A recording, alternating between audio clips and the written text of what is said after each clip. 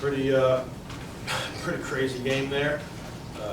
Anytime you're in one of those games, it started off as a defensive rock fight, and then by the end, it seemed like both teams were scoring, going back and forth, and some great players were making some great plays. Kind of felt like a 50-50 game, and feels like we've been on the wrong side of those a little bit here in the last month. So definitely very proud of the guys for showing the mental strength and togetherness to stick through the ups and downs, especially when they took the lead. They made some great plays. Abram made some shots that he certainly is capable of making, but some shots like elite players make. They're a very, very good basketball team, and definitely a great win for our program tonight. Coach, what was going through your head when Bacho hit those 2 free throws in like 7 seconds? I wasn't surprised. I was trying to figure out exactly what to do. So obviously he does a very good job getting to the free throw line. I wasn't expecting that he missed, but kind of calling the timeout in between. I think that was the last time out, right? I think we used our last time out, obviously, in theory, to get him off the line to see if he'll miss. That's part one of calling the timeout in between the free throws, is just to disrupt his rhythm and maybe he miss. But make or miss, we were in the same situation at that point, either tied or down 5 seconds. It was the same exact situation. So just talked about kind of what we would try to do. We can't let the result of the free throw affect you. And the guys did a great job at executing and pushing that ball down the court. Braxton obviously had a couple different options, but if nobody's going to stop him, he made the right play. Don and Braxton talked about how the practice after Sam Houston was defensively intense, talking about just a lot of intensive focus on the defensive end of the ball. Today, especially in that first half, you guys held Bacho to 0 points. La Tech only scored 19 in the first half. That defensive adjustment that you saw from Sam Houston today, it's got to be big and a good feeling. Just trying to, we're not the biggest team in the world, so we do have to be the quickest team. We have to. Today we're jumping out on their ball screens to try to take away, really getting to the rim and Bacho getting lobs and stuff like that.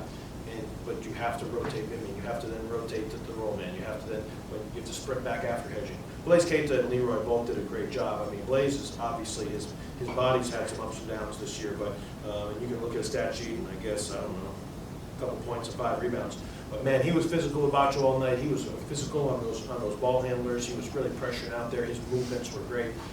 Obviously, we have to be able to make, forget second efforts, guys. We have to be able to make 5th effort, 6th effort, 7th effort of the possession, using length, using voice, rotating. And I thought our defensive movement and extra all the way up until 7th, 8th, 9th, because they ran the shot clock on quite a few of those possessions, a couple shots late in the clock where we had to guard for 30 seconds. So just trying to kind of reinstill our quickness and resiliency on the defensive end. And I would agree the guys did a good job with that tonight. Touch on Braxton tonight. Obviously comes up huge at the end, but really all game for you. Yeah. I was a little stretched there. We had a couple big shots in a row. I think maybe two threes, or at least maybe a pull-up. We actually scored on maybe 3 or 4 out-of-bounds plays. Braxton had a couple of those where we made the right play. They asked me on the radio about Braxton having the ball, more than Don, and Don was just getting double teamed and swarmed every time he had it. So whether he was coming off downstream, if Don was bringing the ball up and came off the screen, he was getting double teamed at half court, which is what we do. That's what we were doing with Sean Newman as well. So don't blame them, but it put Braxton in a situation where Don was getting so much attention that there was a little bit more room in the paint, in the lane for him to attack and to make plays, and he seemed to find his groove and find his confidence, and good things happened more than not when he was attacking and had the ball. Dodge did a great job on defense in the last plays of the play. Coach, you were talking about this week of kind of this exact moment that happened here tonight is a lot of these conference games coming down to the wire, to those last couple possessions. So how nice is it to kind of talk about that earlier this week and wanting to get on the right side of that and then see it follow through tonight? Our guys really want to win. And I would tell you that we had a good 46 hours since Thursday night preparing to win.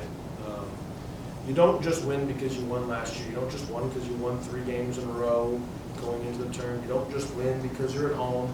You don't just win because you want to win. You win because you build habits and you prepare to win. So I thought we did a good job in the 46 hours since, and we have to be able to handle coming out. I mean, that game could have gone either way. At Jack State could have gone either way. Middle Tennessee could have gone either way.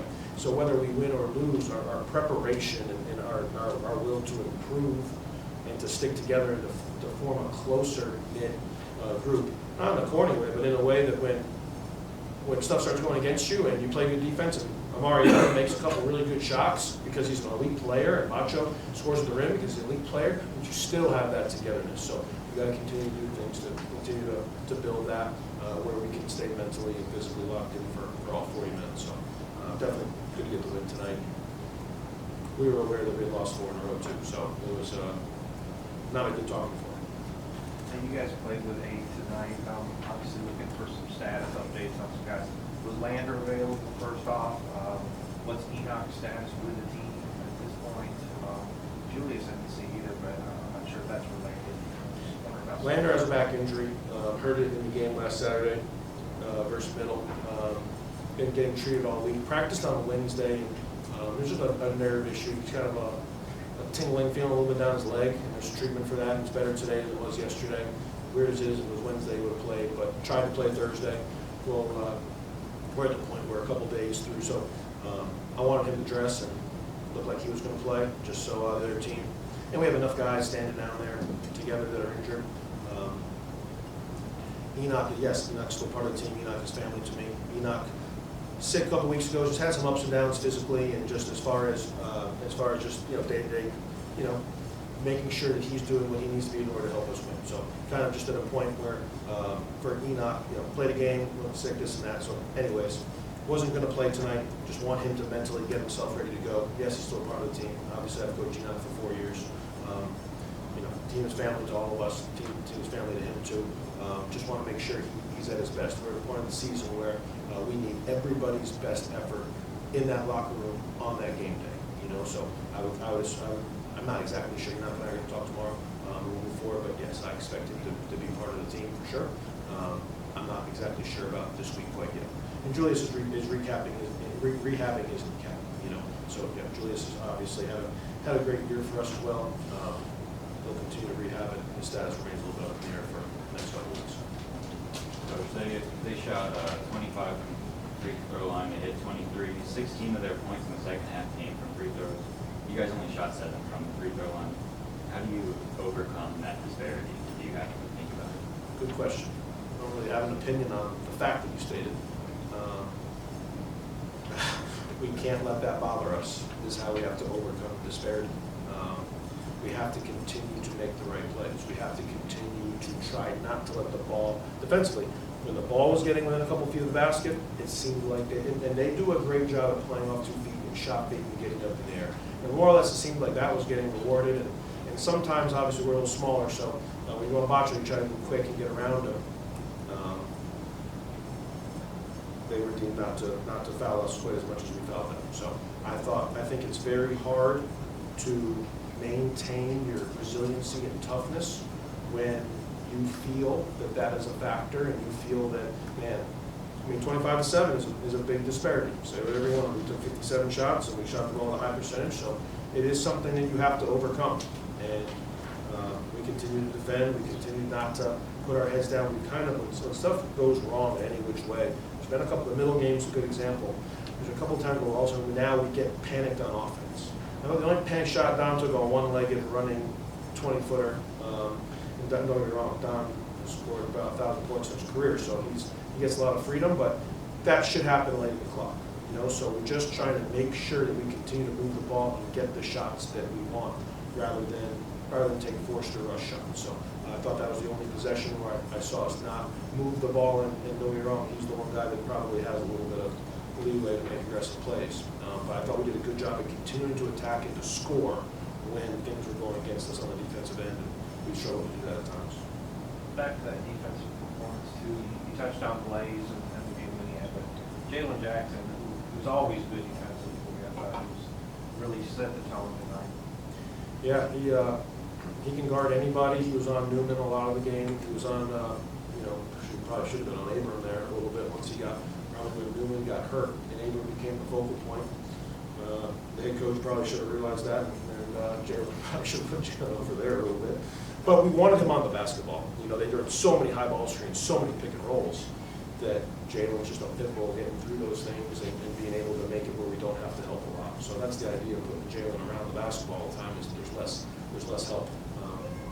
But no, he's tough. He's intense. You can move him around. You can put him. There's a little thing. on any play. So if Jack or JD or anybody rotates in the game and it gets, Jalen knows all five spots what to do on offense. He can guard anybody.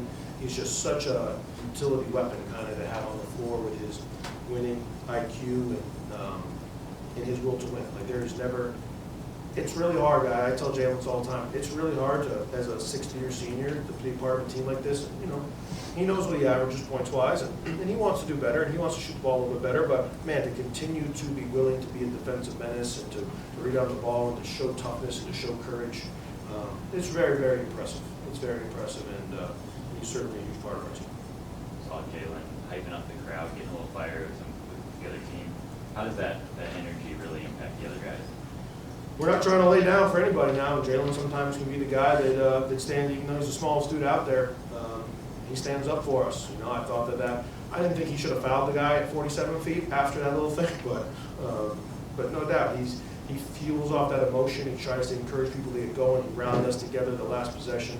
I think it's a huge positive, you know, and again, it just shows a focus on us getting the job done without any kind of worry about his whatever recognition or acknowledgement that he gets. Coach, you like this crowd tonight? Pretty good now. Like, I mean, I think I shared that I was disappointed probably for the first time in just the aura about us on the floor on Thursday night. And man, like, it shows what we'll talk about with the team is that it shows that, man, like, they have our back. Like, I mean, through our ups and downs, man, people came out and they're loud and they're into the game and supportive. And when, hey, sometimes in certain places when something goes against you, you can kind of hear some groaning.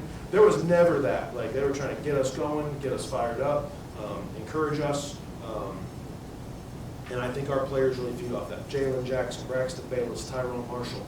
Those are players, Leroy Odiai, those are, Jack Elam. Those are players that really feed off of feel and vibe and the environment. And it was definitely, I hope today, and I would believe that most people feel like that they got an impressive performance by the guys that represent all of us.